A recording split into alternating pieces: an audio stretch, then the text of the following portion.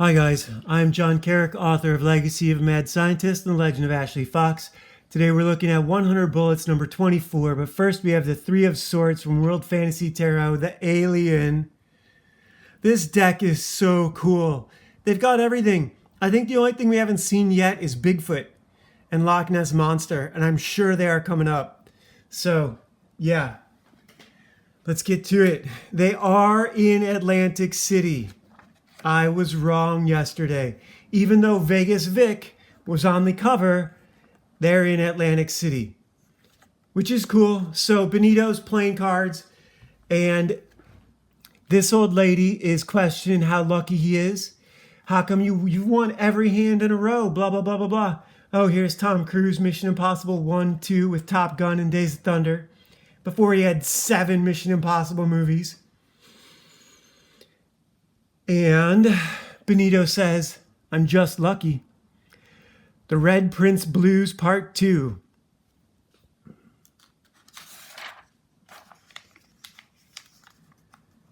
He says, hit me. And Megan takes the opportunity to smack him in the back of the head. So it's an easy thing. Look, these characters are so well defined that it is very easy to see them as real people and to forget that they are just figments of Brian Azzarello's imagination. He has done such a good job at characterization with them that they are real people in my mind as a reader. Megan is digging her own grave, and she doesn't get it. She does not realize it. Benito is the future, and all she does is take every opportunity to antagonize him. She is not ingratiating herself with him. She thinks her bread is already buttered on the other side of Benito's power dynamic, and she loves insulting him. She is gonna pay the fucking toll. Anyhow, this old lady stops paying attention as Benito and Megan get into a conversation. This guy shows up. Other members of the trust show up. Mia is an older member of the trust. She is very clearly an older version of Megan. She behaves in a similar manner. She is very bossy, very pushy, but a more refined and a more graceful version. Megan is still snotty and crass. Because she can be, because she's young and pretty. She doesn't have to be graceful yet. It's very rare that you meet, well, it's not very rare. I would say it's the rule that most really pretty girls are naturally graceful because they hold themselves in check, because they are aware of what can happen if they get too much attention. Here, Megan says, he says, that wasn't for you. She says, oh yeah, but I was feeling neglected. Benito says, you could be on an island with 50 men and just you, and you would still feel that way. And she says, what do you know about men, or me for that matter? She is digging her own grave, and Benito is going to be holding the shovel when it's done. This is great. It's not subtext. This is on the nose dialogue, but it works. The old lady wants to go out for shrimp. She says it's a great place across the boardwalk. And I'm sure there's some other things getting said here too. Oh, she wants this guy to go with, but he says he has to go over his documents, his analytics. He has to do some analysis before the summit tomorrow. They're having a summit of the trust to talk about graves. So he's not going to go with. And then we cut. This is Hank. He's out walking the streets. This could be Vegas, but it's not. It's Atlantic City, and I'll show you why in a minute here. Hank asked this older bum, I was going to say this older gentleman, this older fellow for some change. And he says, hey, that's what I was going to ask you. He holds out his palm full of coins. Hank gives him $1 anyhow. Thanks. Take care. You too. Hank is at his home. He's not in a hotel. This is the building he lives in. The old lady across the street, as he's going into his house, interrupts him, says, "It's Mary. Mary is Hank's wife." And we're going to find out what she means on the next page. I love this ad for Dead Body Detectives. I have a story like this. One of my Valkyrie, Valeria, when she's not doing missions for Odin, she has to go around and find lost souls whose bodies haven't been recovered and haven't gotten a proper burial and haven't gotten the proper funeral rites. So mostly kids who've been Pizzagated. I've got some great stories for that. Anyhow, here we cut to another guy. I don't think this is Shepard. I think this is another member of the trust. He's up in a hotel room with a prostitute. She asks him questions. What did I tell you about not asking me any questions? So he says he's looking at the lights. She asks why, and then she has to say sorry again, or oops. A moment ago she said sorry. So the knockout ads are too much. This is a painting, it's not bad. It's just not interesting. Prostitutes are not interesting people. Although she tells him, she asks him, why is he watching the lights? They make me feel good. I thought that's what I was here for. You're here to make me forget. She then makes a comment about being a psychologist, and that's what we're here for. You think the bed isn't a couch, blah, blah, blah. Making herself more important than she is, which is the name of the game, isn't it? Anyhow, they have a drink. This is back and forth. This is supposed to introduce us to this character. None of this is subtext because none of this dialogue matters. This is just a sexy girl in bed in a nice hotel room. What this is a eye candy scene for the lecherous part of the audience. She comes over to him at the window, wants to make him feel good, blah, blah, blah. Why does he like the lights? Oh yeah, you work for the power company? I am the power company. So this is all very much whatever. Again, magnificent art. Magnificent art. I'm so glad Eduardo Risso was able to keep pace with this story. This is where I realized that we are absolutely in Atlantic City, because this is the cement area where Cole burned that guy who I suspect is Milo, coming up in some future issues. Now, this was so many episodes ago, that if we were reading this monthly, you probably wouldn't put it together. Now, this might have been yesterday or the day before, but that would have been 2 months ago. And even a month ago, you might not put it together that they're standing in the same place where they burnt that guy. They're talking about some fireworks. He's meeting with Agent Graves. Cole and Graves are on good terms. Remember, Graves gave him the briefcase when he was working in the ice cream truck when we met Cole. So he also asks about Shepard.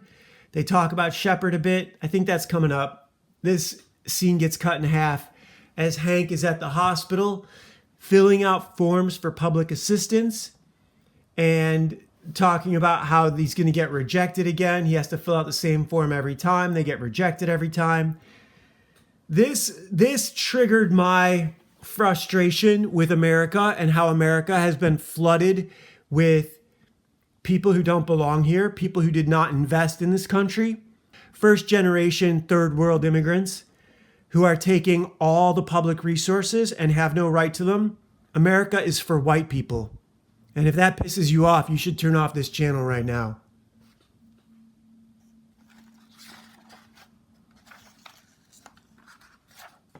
I also have no respect for people on welfare, white, black, or any other race. So if it were up to me, I'd get rid of welfare altogether. No one would get it. I've been qualified for it over and over and over again in my life, and I've never taken it. So, yeah, that is what it is. Anyhow, Hank is moving through the hospital. This guy says, well, why not insurance? If you'd had insurance, he says insurance always felt like a sucker's bet. And that pisses this guy. This guy looks like an Indian doctor. Where did he come from? Anyhow, look, I'm just venting my spleen. So, but you guys are going to see a lot more of that. If you're not ready for the Saxon who has begun to hate, go look at X, or formerly known as Twitter, because white people are starting to stand up for themselves. I predicted a few years ago that we'd see swastika t-shirts.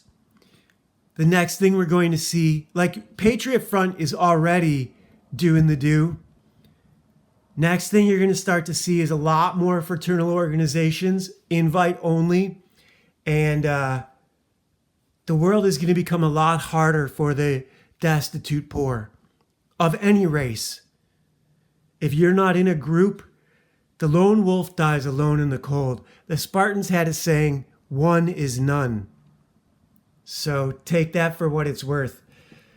Cole and Graves are out on the boardwalk. This is what clued me into the fact that it's Atlantic City. There's also one of these signs that says Atlantic something somewhere.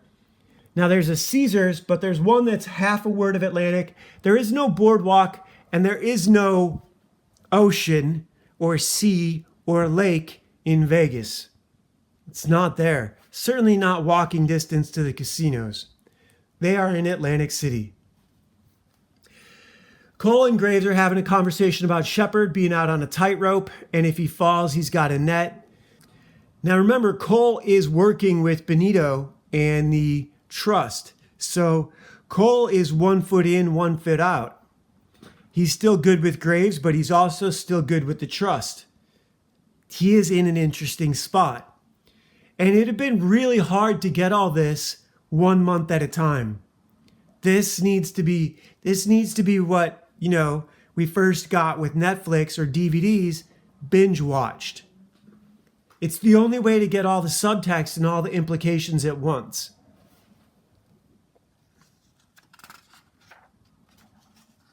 I am not going to make any comment at all about this. If you don't have anything nice to say, keep your mouth shut. So, yeah, here's the Atlantic. They're having a conversation about Shepard, and Shepard will be fine. He's got everything he needs. Cole says, you're the boss. Graves says, you're the man. Their relationship is really cool. It's built on mutual respect. Graves recognizes Cole's skills, his value. That was one thing you don't get early on in the Marine Corps, that you only get later when you've established yourself, when you've hit the gym enough and you've had enough little scuffles and fights that everyone realizes you're not a bitch. Then they start to give you value. Some bosses, I have a boss right now who doesn't value anyone, and it's really stupid on his part. It's really stupid on his part because he can't exist without other people. So, yeah, he's condescending to everyone. But that's a lack of personal self-respect. That's because he feels trapped by needing other people. Graves is not that guy.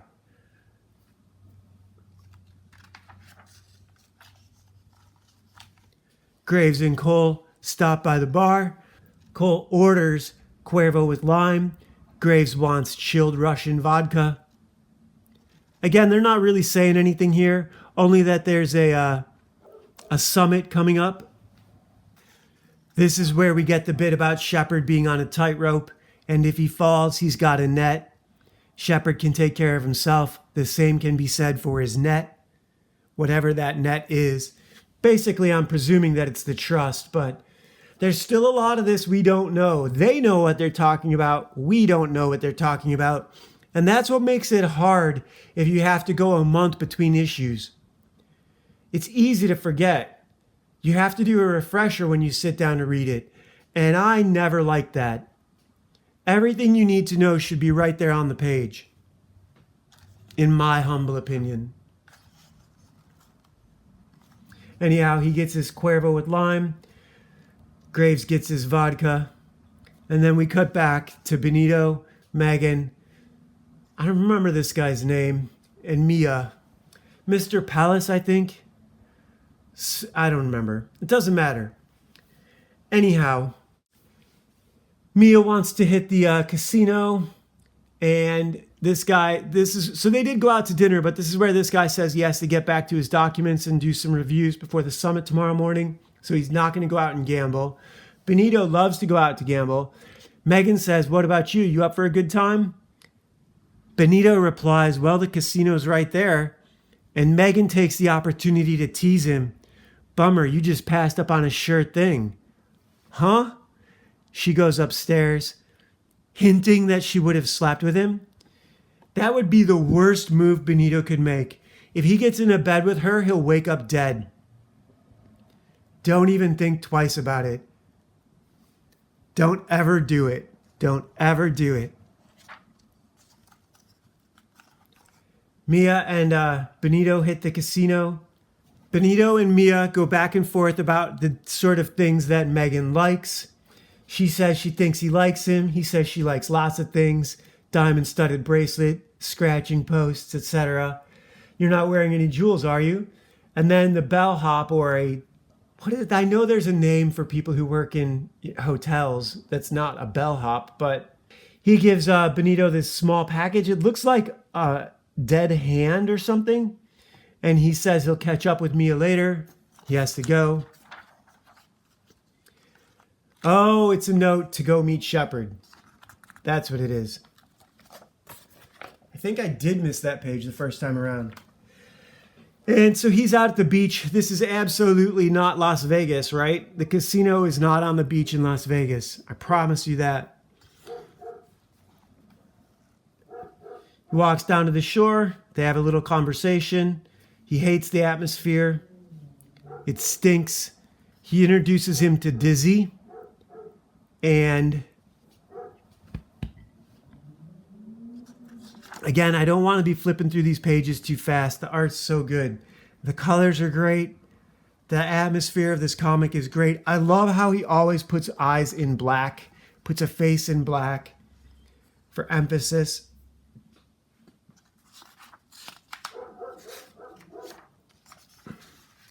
And then we get Hank out at the pawn shop. He puts up so much money, it's not enough. He takes off the gold wedding ring and says it's solid gold. This guy says they usually are, and it's not engraved, which I think is a good thing when you're pawning something like that. I didn't pawn my wedding ring. I still have it. That was the happiest time of my life. Well, until now. I'm much happier now. And he turns over the gun. No serial numbers. It's as clean as it gets. Now, if Hank is going to kill Benito because Benito beat him at a hand of cards, Hank probably never would have gotten this far in life. Benito didn't betray him. He didn't screw him over. He didn't do anything he wasn't supposed to. He just raised the bet out of Hank's league. He didn't even know Hank didn't have the money. And 15 grand, when you're playing stakes like that, is not that big of a bet. Hank is just down on his luck, and it's his own damn fault. And now he's going to go make it a lot worse.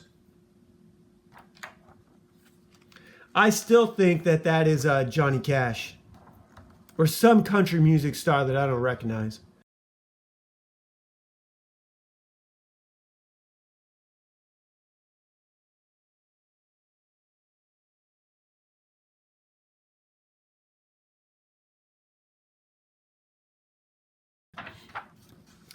Yancey Butler.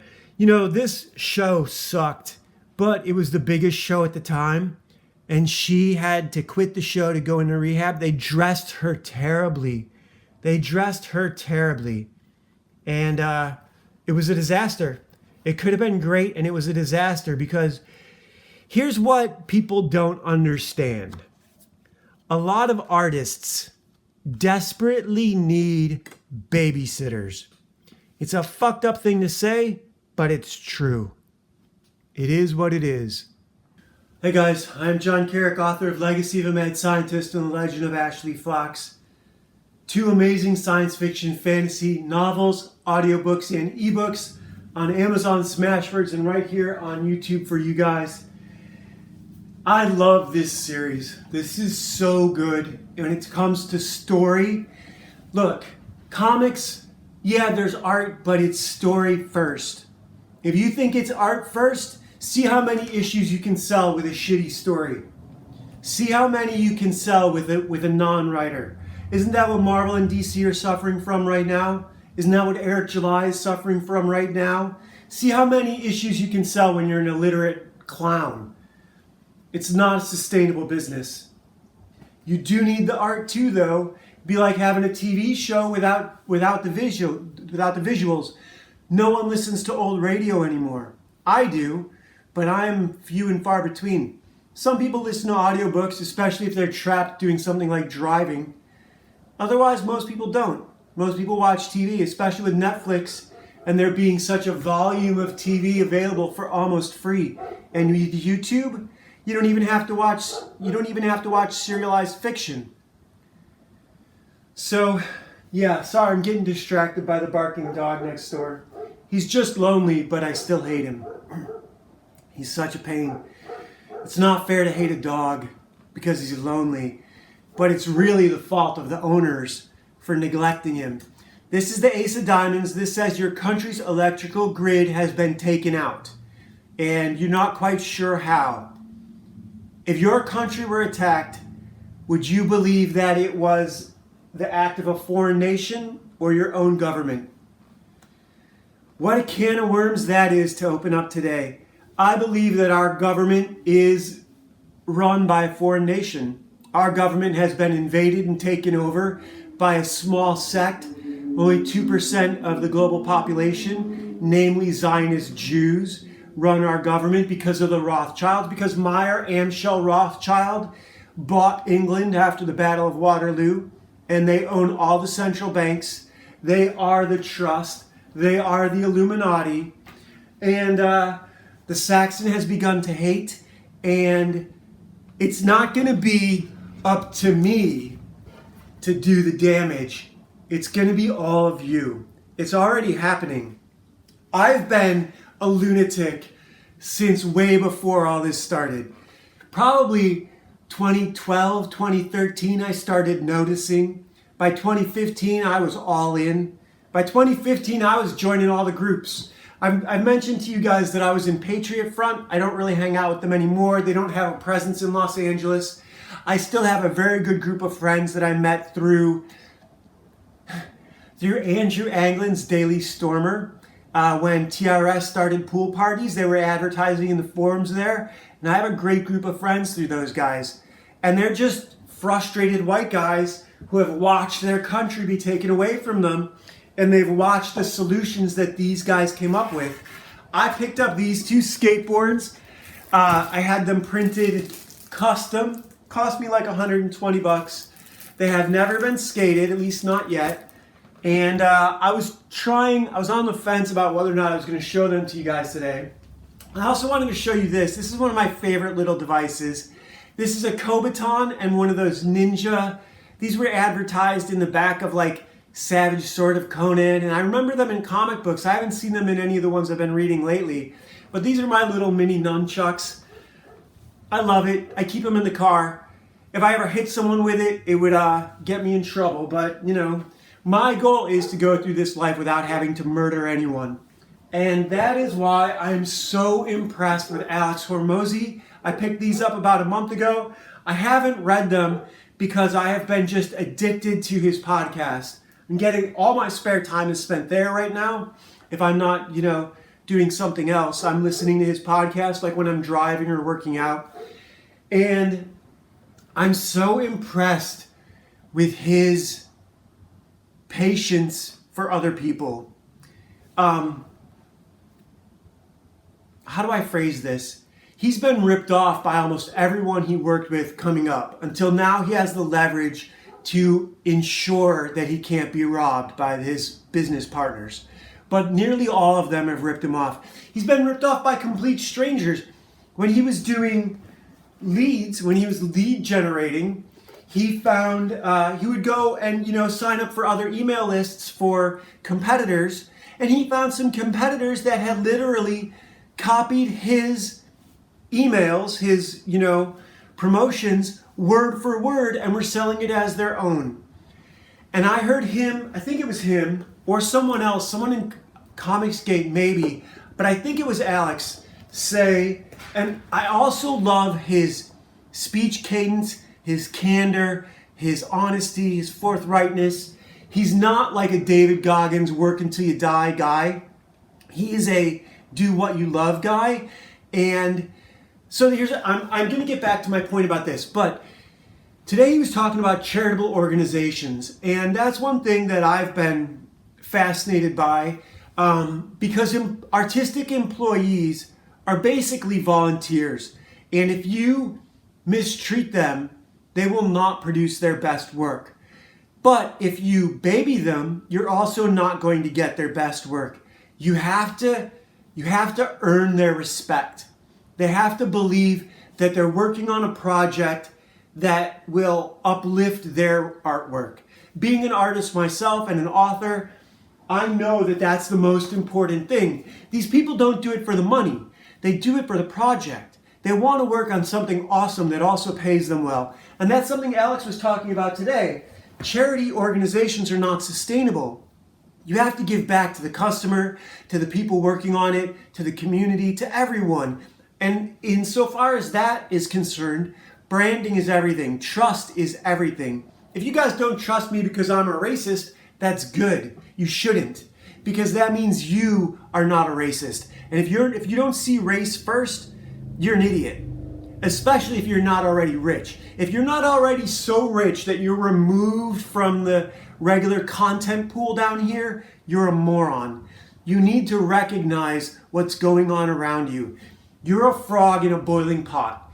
And the point I wanted to make about this, about everyone ripping him off, he has not taken it personally.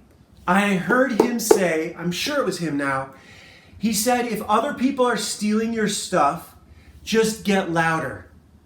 Don't change. Let them steal your stuff. Just stay on the course. You're the original. Just get louder. There's no one who writes the way I write. You can get this for free if you want to read it or listen to it, but if you want to buy it, you have to go buy it. If you want to be part of the brand, if you want to be part of the movement that is Alpha Channel Games and Ashley Fox, and we are going to have a game. I am going to get there. It's just money and time. And I don't have to win the whole world multiple times. Alex has done it with multiple businesses. He wants 3 or 4 more shots as an entrepreneur. I only want one. I only want one brand. That's all I want. I want the video game. I want these as cartoons. I have enough stories in this series to last me for the rest of my life. I never wanted to do like Stephen King and a bunch of separate books and be an author. That's not what I want. I want that Jim Shooter combined universe like Marvel Secret Wars. Marvel Secret Wars, the first one, where you got the black Spider-Man suit drawn by Mike Zeck, who did the original Punisher stories, was so groundbreaking when I was a kid, and you saw it once in a while. Once in a while you would get a Magnum P.I. and Simon crossover episode, but that was not the rule. That was the exception. I love the idea of putting this stuff all together. So to me, that's the best. That would be the goal, is to have 12 volumes of Ashley Fox stories, to get to do that full time. I just came up with, I didn't realize, but I had hit a sort of a brick wall with the story I'm working on now. And luckily for me, other things in life forced themselves into my space, so I didn't have to keep writing without knowing what comes next. Now I know what comes next. I know where to take the story. It took me a few weeks to sort it out, but I'm really excited about it. And I mean, I want to have readers. I want an audience, but I really don't care. I really don't care. Everyone's going to forget this. And that's one thing Alex was saying too. People have already forgotten Witchblade. If you go back and read Witchblade, you're going to be astonished at how much text there is on the page. David Wohl, who was the writer of this, is now, I think he's working with Tim Seeley. They're both terrible writers. They're terrible writers. What happens is great, not the words around it. What happens is great, not the words around it. I'm about writing what happens, not the words around it. William Faulkner was about the words. Ernest Hemingway was about what happens. What happens is what's important. What happens is what people remember. That first Daredevil series, what happens is what's great. So when you come across something good, that's what people remember. Predator, the movie Predator, the movie The 13th Warrior, great films. John McTiernan, brilliant director, because what happens is what's important, not what's said. So I think I can leave it there for today. I've kind of blown my, as they say. But you guys should check out Alex Hormozi. If you are working for a living, this guy has knowledge for you. It's that simple. And I am, what's the right word for this? Self-assured? That's not the right word. I want to make sure I say this right. So I'm content with myself enough that it doesn't diminish me to recognize when someone else is doing it right. And I am really impressed with Alex Hormozi because he is giving away all the secrets to business that would normally take a master's degree from some Ivy League university to learn. And he learned them on his own. This is stuff you learn after college. Most of the business schools, they say, it's like economics. They don't teach you real world economics. They don't teach you real world business. Those lessons you have to learn out in the field. And that's like a lot of the martial arts stuff too. You're not going to learn it in books. You have to take the classes. You need an instructor. So yeah, I couldn't be happier. I love you guys, whoever you are. I'm really glad you're tuning into this stuff. And if it's not for you, no worries. I won't be offended. But I hope you're doing great art. I hope you're having a great day. My best to your friends and family. I hope all is well with you, and I will see you tomorrow. Bye.